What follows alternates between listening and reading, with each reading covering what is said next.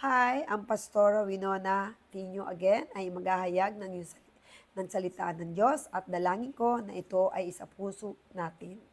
Sinabi sa Roma 3:23, sapagkat ang lahat ay nagkasala at walang nakaabot sa pamantayan ng ating Diyos. At kung babasahin nyo din to sa Roma 3:24, ngunit dahil sa biyaya ng ating Diyos, itinuring niya ikaw at ako na matuwid sa pamamagitan ni Kristo Jesus na siyang tumubos sa ating kasalanan at ito'y biyaya at ito'y libre at hindi natin binayaran. Subalit, ang taong namumuhay pa rin sa kasalanan, basahin natin sa Roma 6:23, sapagkat ang kasalanan, ang kabayaran ay kamatayan. Ngunit dahil sa habag ng ating Panginoong Hesus, tayo ay bibigyan niya ng kaloob ng buhay na walang hanggan. Hindi po ba? Ano pipiliin nyo? Kamatayan o buhay na walang hanggan? Ganon kabuti ang Diyos sa buhay mo at buhay ko. Ngunit maraming nilikha na mangmang pa rin sa kautusan ng salita ng Diyos. Ang Biblia ay hindi itinakda para lang sa pari, para lang sa mga pastor o pastora, o sa mga bishop, o sa mga abispo, o sa mga matataas na mga cardinalship. Tandaan nyo, ang Biblia ay para sa lahat, sapagkat ito'y hiningahan ng banal na Espiritu Santo ng ating Diyos. At ang sino man nagdi-desire na saliksikin ang kanyang salita at basahin ang Biblia ay malaya nating itong mababasa. Ngunit bago nating basahin ang Biblia, make sure you pray first unto God at humingi ka ng habag na ipaunawa sa iyo ang bawat letra, ang bawat talata ng salita ng Diyos ay lubos mong maunawaan. At gagabayan ka ng Espiritu Santo ng Diyos sa iyong pagbabasa sa Biblia. Marami naging mangmang sa salita ng Diyos because of what?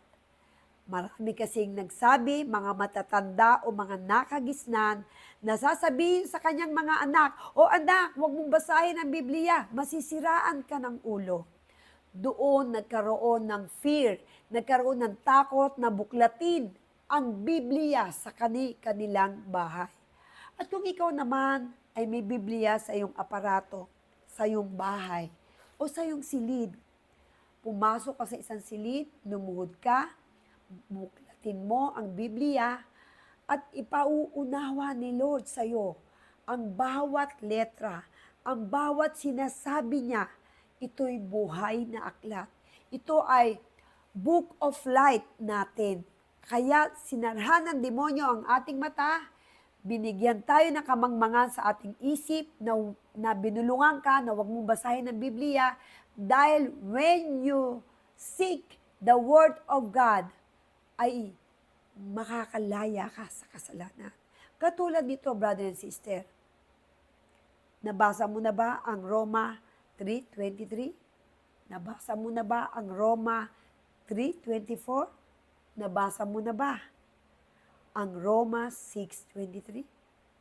At kung hindi mo pa ito lubos na nauunawaan, bagamat nakinig ka ngayon at marami ka pang tanong, dalangin ko, ang banal na Espiritu Santo ay sumaiyo at maunawaan mong lubos ang paliwanag ni Pastora Winona na ikaw ay mahal ng Diyos, naging matuwid ka because of Jesus Christ.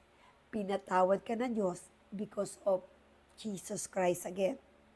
Napako siya sa krus because He loved you so much.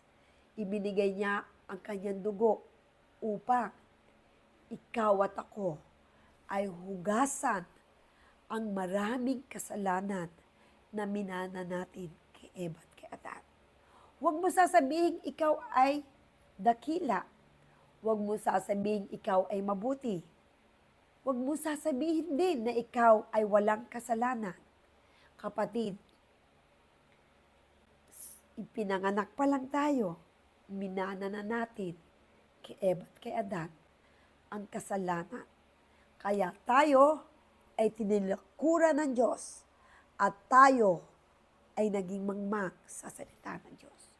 Ngunit kahit may wall na kasalanan ikaw, hahawiin ng Diyos yan sapagkat tinuring kanyang matuwid, sapagkat tinanggap mo ang Panginoong Yesus.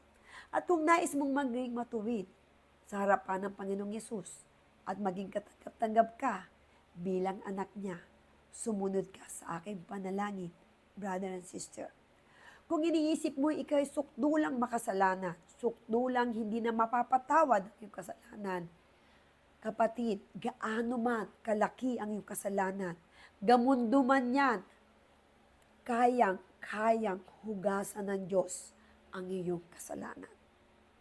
Manalig ka na ikaw ay patatawarin ng ating Panginoong Yesus. Tayo po ay manalangin, sumunod ka sa aking panalangin, sabihin mo ito, Panginoong Yesus, patawarin mo ako sa aking kasalanan. Mula nung ako'y ipinanganak na minana ko kay Eva at kay Adan, buksan mo ang iyong kalangitan, hugasan mo ng iyong banal na dugo ang aking puso. Tinatanggap kitang Panginoon at tagapagligtas ng aking buhay. Ikaw ang Diyos na patuloy na maghari sa aking buhay at patuloy manahang ka sa aking puso, sa aking isipan, at lahat ng mga magagandang pangitain ng iyong salita ay aking mapaginipan. Mangusap ka maging sa aking panaginip. Mangusap ka sa bawat oras ng segundo ng aking buhay. Inaanyayahan kita, Panginoong Yesus, at ikaw na ang maghari sa aking buhay. Patawarin niyo po ako at itala mo, Panginoong Yesus, ang aking pangalan sa aklat ng buhay. Sapagkat, Lord, ang mabuhay ng matuwid na kasama ka ay ito ang pinakamasaya sa aking buhay. Salamat, Panginoong Yesus, pinatawad mo na ako sa aking kasalanan. Salamat, Panginoong Yesus, ang lahat ng aking bigatin ngayon sa aking puso ay hinugasan mo na at binigyan mo na ito ng kagaanan.